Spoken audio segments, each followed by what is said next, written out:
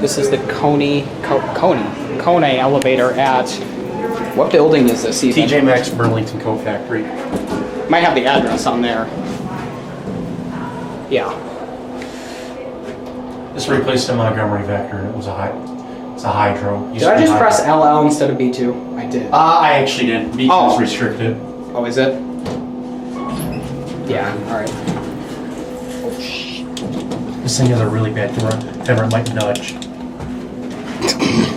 Right by the fucking desk, too. This whole panel's loose. This thing's gonna nudge. That's how bad this thing is.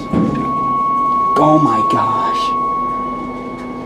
That's gotta be messed up. That's not normal. Right by the desk, too. Worst spot to nudge.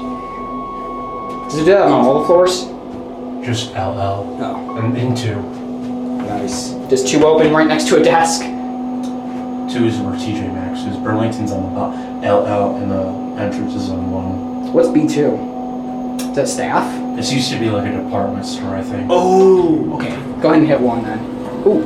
It's a cool light fixture. Watch it nudge again.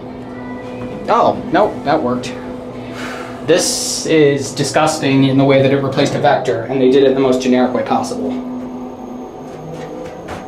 There's another elevator on the other side. I think so. It's original. Oh, it is? Yeah. We're gonna look at that then. Never mind. Hold that thought. Apparently the other elevator is original, so we're gonna look at that one too. Where is that? On the other side.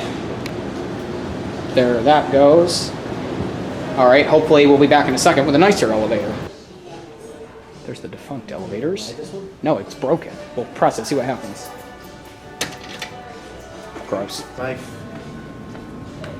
That's alright, my phone's only 6%. We might not be riding this one. Well, there was a Vector. Yeah, look. It says off. Well, we tried.